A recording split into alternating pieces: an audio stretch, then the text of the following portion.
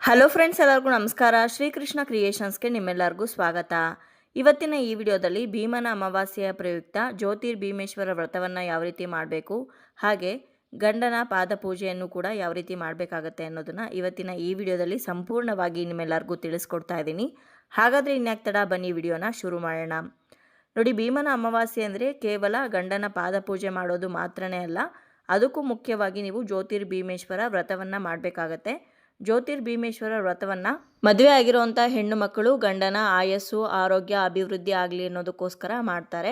ಈ ವ್ರತವನ್ನು ಮಾಡೋದಕ್ಕೆ ಬೆಳಗ್ಗೆನೇ ಎದ್ದು ಮನೆಯನ್ನೆಲ್ಲ ಸ್ವಚ್ಛ ಮಾಡಿ ತಲೆಗೆ ಸ್ನಾನ ಮಾಡ್ಕೊಂಡು ಬಂದು ದೇವರ ಮನೆಯಲ್ಲಿ ಒಂದು ಪೀಠವನ್ನು ಇಟ್ಟು ಅದರ ಮೇಲೆ 2 ದೀಪಗಳನ್ನು ಹಚ್ಕೊಂಡು ಒಂದು ತಟ್ಟೆಯಲ್ಲಿ ಅಕ್ಕಿಯನ್ನು ಹಾಕಿ ಆ ಅಕ್ಕಿಯ ಮೇಲೆ ಶ್ರೀ ಓಂ ಸ್ವಸ್ತಿಕ್ ಅನ್ನು ಬರ್ಕೊಂಡು ಅನಂತರ ಅದರ ಮೇಲೆ ಸ್ವಲ್ಪ ಅರಿಶಿನ, ಕುಂಕುಮ, ಅಕ್ಷತೆಯನ್ನು ಹಾಕಿ ಒಂದು ಹೂವನ್ನು ಕೂಡ ಇಟ್ಟು ಪೀಠದ ಪೂಜೆಯನ್ನು ಮಾಡ್ಕೋಬೇಕಾಗತ್ತೆ. ಇನ್ನು ಯಾವ ಸಮಯದಲ್ಲಿ ಪೂಜೆಯನ್ನು ಮಾಡಬೇಕು ಅಂತಂದರೆ, ಬ್ರಾಹ್ಮಿ ಮುಹೂರ್ತ ಅಥವಾ ಗೋಧೂಳಿ ಸಮಯ, ಈ 2 ಲಗ್ನಗಳು ಕೂಡ ತುಂಬಾ ಪ್ರಾಶಸ್ತ್ಯವಾಗಿರುತ್ತೆ. ಯಾವುದೇ ಒಂದು ಪೂಜೆಯನ್ನು ಮಾಡೋದಕ್ಕಾಗಲಿ ಆ ಸಮಯದಲ್ಲಿ ಪೂಜೆಯನ್ನು ಮಾಡ್ಬೋದು. ಅದನ್ನು ಹೊರತುಪಡಿಸಿ ಅಮಾವಾಸ್ಯೆ ಯಾವಾಗ ಆರಂಭವಾಗಿ ಯಾವಾಗ ಅಂತ್ಯವಾಗತ್ತೆ ಅನ್ನೋದನ್ನು ನೋಡಿಕೊಂಡು ಆ ಅಮಾವಾಸ್ಯೆ ಇರುವಂತಹ ದಿನದಲ್ಲಿ ರಾಹುಕಾಲ, ಯಮಗಂಡಲ ಕಾಲ ಹಾಗೆ ಗುಳಿಕ ಕಾಲ, ಈ 3 ಕಾಲಗಳನ್ನು ಬಿಟ್ಟು ಬೇರೆ ಯಾವುದೇ ಸಮಯದಲ್ಲಿ ಕೂಡ ನೀವು ಪೂಜೆಯನ್ನು ಮಾಡ್ಬೋದಾಗಿದೆ. ಅನಂತರ ಪೂಜೆಯನ್ನು ಪೂರ್ವಾಭಿಮುಖವಾಗಿ ಅಥವಾ ಉತ್ತರಾಭಿಮುಖವಾಗಿ ಮಾಡಿದ್ರೆ ತುಂಬಾ ಶ್ರೇಷ್ಠ. ಇವಾಗ ಆ ಅಕ್ಕಿಯ ಮೇಲೆ 2 ಜೋಡಿ ದೀಪಗಳನ್ನು ತೊಳೆದು ಅರಿಶಿನ ಕುಂಕುಮ ಇಟ್ಟು ಅನಂತರ 2 ಅಕ್ಕಪಕ್ಕದಲ್ಲಿ ಸ್ಥಾಪನೆ ಮಾಡ್ಕೋಬೇಕಾಗತ್ತೆ.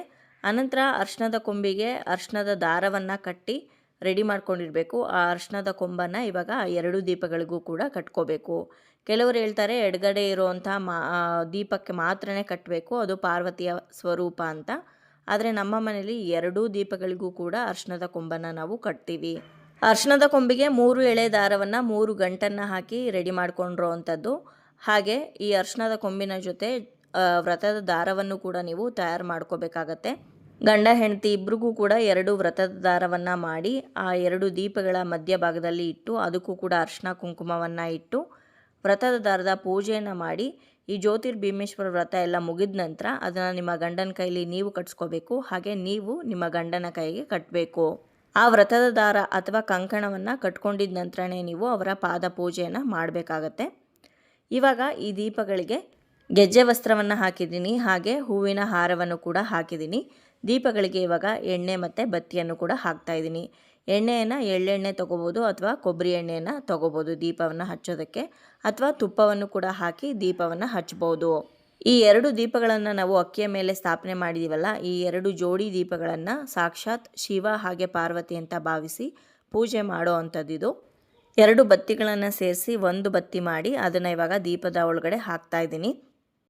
ಇವಾಗ ಪೂಜೆಗೆ ಎಲ್ಲ ಸಿದ್ಧತೆ ಆಗಿದೆ, ಪೂಜೆಯನ್ನು ಶುರು ಮಾಡಬೇಕು. ಅದಕ್ಕೂ ಮುಂಚೆ 3 ಎಳೆಯ ಅರಿಶಿನದ ದಾರವನ್ನು ಅಂಗದಾರ ಅಂತ ಕರಿತೀವಿ, ಇದನ್ನು ಕೂಡ ಈ ದೀಪಗಳಿಗೆ ಹಾಕಬೇಕು.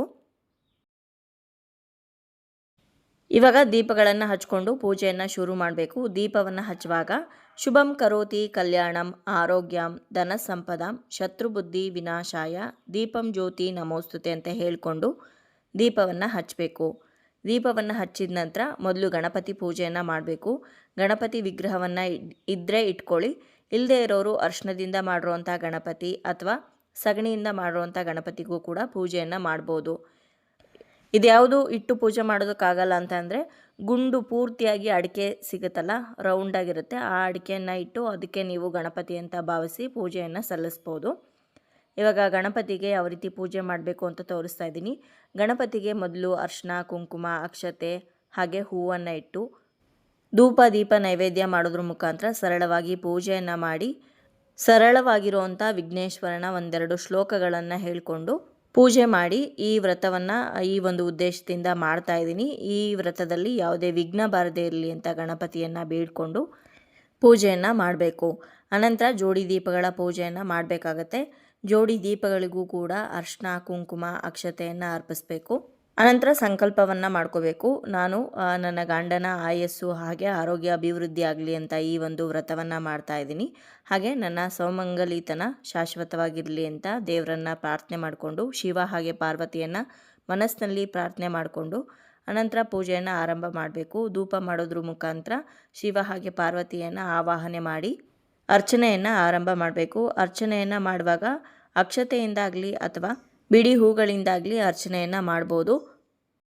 ಅರ್ಚನೆ ಮಾಡುವಾಗ ಹೇಳ್ಕೊಳ್ಬೇಕಾದಂಥ ಮಂತ್ರಗಳು ಯಾವುದ್ಯಾವುದು ಅಂದರೆ ಶಿವ ಅಷ್ಟೋತ್ತರವನ್ನು ಹೇಳಿಕೊಂಡು ಅರ್ಚನೆಯನ್ನು ಮಾಡಬೇಕಾಗತ್ತೆ ಅಥವಾ ಪಾರ್ವತಿ ಅಷ್ಟೋತ್ತರವನ್ನು ಹೇಳಿಕೊಂಡು ಅರ್ಚನೆಯನ್ನು ಮಾಡಬೇಕಾಗತ್ತೆ. ಎರಡೂ ಹೇಳಿಕೊಂಡು ಪೂಜೆ ಮಾಡಿದ್ರೆ ತುಂಬಾ ಒಳ್ಳೆಯದು. ಯಾಕಂದರೆ ಸಾಕ್ಷಾತ್ ಶಿವ ಹಾಗೆ ಪಾರ್ವತಿಯ ಸ್ವರೂಪವಾಗಿ ನಾವು ಜೋಡಿ ದೀಪಗಳನ್ನು ಇಟ್ಟು ಪೂಜೆ ಮಾಡ್ತಾ ಇರೋದ್ರಿಂದ ಶಿವ ಅಷ್ಟೋತ್ತರ ಹಾಗೆ ಪಾರ್ವತಿ ಅಷ್ಟೋತ್ತರ ಎರಡನ್ನೂ ಹೇಳಿಕೊಂಡು ಪೂಜೆ ಮಾಡಿದ್ರೆ ತುಂಬಾ ಶ್ರೇಷ್ಠ. ಇನ್ನು ಯಾವ ಹೂವನ್ನು ಅರ್ಪಿಸ್ಬೇಕು ಅಂದರೆ ಸಂಪಿಗೆ ಹೂವು ಶಿವನಿಗೆ ಆಗೋದಿಲ್ಲ. ಅಂದರೆ ಶಿವನಿಗೆ ಸಂಪಿಗೆ ಹೂವನ್ನು ಇಡಬಾರ್ದು. ಸಂಪಿಗೆ ಹೂವನ್ನು ಬಿಟ್ಟು ಬೇರೆ ಯಾವುದೇ ಹೂವನ್ನು ನೀವು ಇಟ್ಟು ಪೂಜೆಯನ್ನು ಮಾಡ್ಬೋದು. ಕನಕಾಂಬರ, ಮಲ್ಲಿಗೆ, ಕಣಗಿಲೆ ಹೂವು, ದಾಸವಾಳ, ಗುಲಾಬಿ, ಸೇವಂತಿಗೆ ಈ ರೀತಿ ಯಾವುದೇ ಹೂಗಳನ್ನು ನೀವು ಇಟ್ಟು ಪೂಜೆ ಮಾಡ್ಬೋದು. ಬಿಲ್ವಪತ್ರೆ ಅಥವಾ ತುಂಬೆ ಹೂ ಇಟ್ಟರೆ ತುಂಬಾ ಶ್ರೇಷ್ಠ. ಇನ್ನು ನೈವೇದ್ಯಕ್ಕೆ ಹಣ್ಣುಗಳನ್ನು ಇಟ್ಟು ಹಾಲನ್ನು ಇಟ್ಟು ನೈವೇದ್ಯ ಮಾಡ್ಬೋದು. ಅಥವಾ ಸಿಹಿ ಏನಾದರೂ ಮಾಡಿ ನೈವೇದ್ಯ ಮಾಡ್ತೀರಾ ಅಂತಂದರೆ ಪಾಯಸ, ಪೊಂಗಲ್ಲು, ಬೆಲ್ಲದನ್ನ ಈ ರೀತಿ ಮಾಡ್ಬೋದು. ಇನ್ನು ಗೋಧಿಯಿಂದ ಮಾಡಿರುವಂಥ ನೈವೇದ್ಯ ಶಿವನಿಗೆ ಬಹಳನೇ ಪ್ರೀತಿ.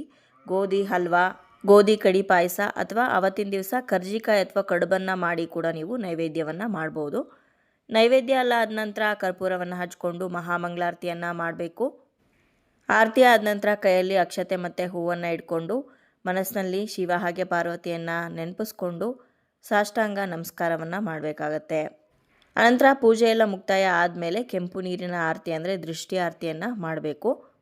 ಇಲ್ಲಿ ನೀವು ದೇವರ ಪೂಜೆ ಆದ ನಂತರ ಪಾದಪೂಜೆ ಕೂಡ ಮಾಡ್ತೀರಾ. ಅಲ್ಲಿ ಕೂಡ ನೀವು ಅವರಿಗೆ ಅಂದರೆ ನಿಮ್ಮ ಪತಿ ದೇವರಿಗೆ ಆರತಿಯನ್ನು ಮಾಡಬೇಕಾಗತ್ತೆ. ದೇವ್ರಿಗೆ ಮಾಡಿರೋವಂಥ ಆರತಿಯಲ್ಲೇ ಅವ್ರಿಗೆ ಆರತಿ ಮಾಡೋದು ಅಷ್ಟು ಸೂಕ್ತ ಅಲ್ಲ. ದೇವ್ರಿಗೆ ಅಂತಲೇ ಸಪ್ರೇಟಾಗಿ ಕೆಂಪು ನೀರಿನ ಆರತಿ ಮಾಡ್ಕೋಬೇಕು. ನೀರಿಗೆ ಸ್ವಲ್ಪ ಅರಿಶಿನ ಕುಂಕುಮ ಹಾಕಿ ಮಿಕ್ಸ್ ಮಾಡಿ ಅದಕ್ಕೊಂದೆರಡು ಹೂವನ್ನು ಇಟ್ಕೊಂಡು 2 ದೀಪಗಳನ್ನು ಇಟ್ಕೊಂಡು ಕೆಂಪು ನೀರಿನ ಆರತಿ ಮಾಡಬೇಕಾಗತ್ತೆ. ಅದೇ ನೀವು ಮನುಷ್ಯರಿಗೆ ಆರತಿ ಮಾಡ್ತೀರಾ ಅಂದಾಗ ಅರಿಶಿನ ಮತ್ತು ಸುಣ್ಣವನ್ನು ಹಾಕಿ ಮಿಕ್ಸ್ ಮಾಡಿಕೊಂಡು ನೀರಲ್ಲಿ ಅನಂತರ ನೀವು ಆರತಿಯನ್ನು ಮಾಡಬೇಕು. ದೇವ್ರಿಗೆ ಮಾಡಿರೋವಂಥ ಆರತಿಯನ್ನು ತುಳಸಿ ಗಿಡಕ್ಕೆ ಅಥವಾ ಬೇರೆ ಯಾವುದೇ ಗಿಡಕ್ಕೆ ಹಾಕ್ಬೋದು. ಮನುಷ್ಯರಿಗೆ ಮಾಡಿರೋದಾದರೆ ಬಾಗಿಲಿನ ಮುಂದೆ ಅಡ್ಡವಾಗಿ ಗೀರು ಎಳ್ದಿಯೋ ರೀತಿಯಲ್ಲಿ ನೀವು ದೃಷ್ಟಿ ಮಾಡಿರುವಂಥ ನೀರನ್ನು ಹಾಕಬೇಕು. ಇವಾಗ ಜ್ಯೋತಿರ್ಭೀಮೇಶ್ವರ ವ್ರತ ಸಂಪೂರ್ಣವಾಗಿ ಮುಕ್ತಾಯ ಆಗಿದೆ.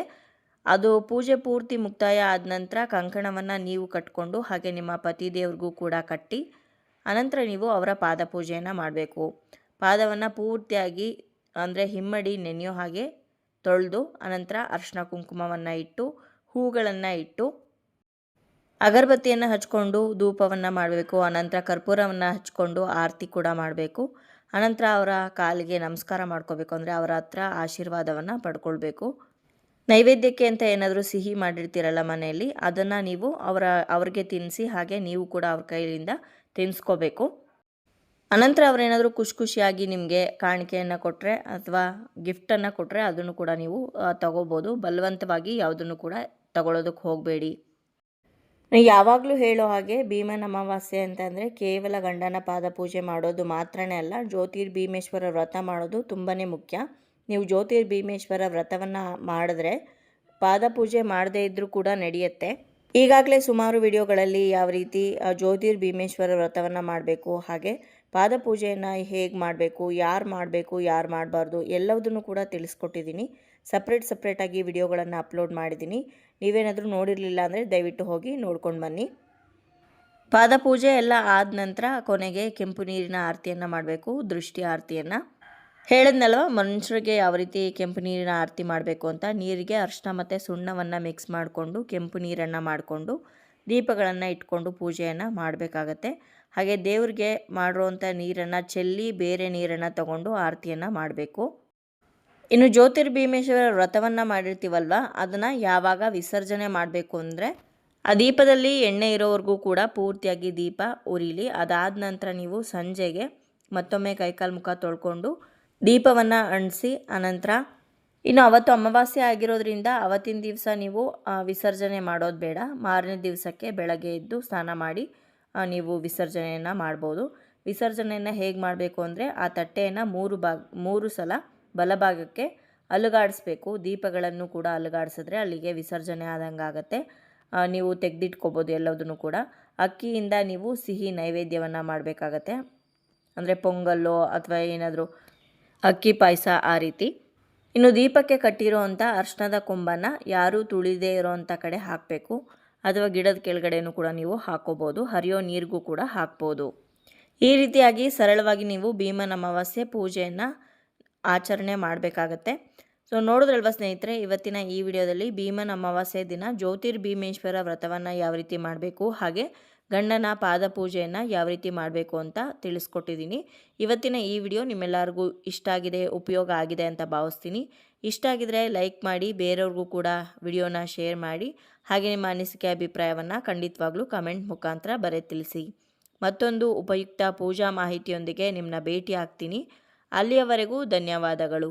ಲೋಕ ಸಮಸ್ತ ಸುಖಿನೋ ಭವಂತು.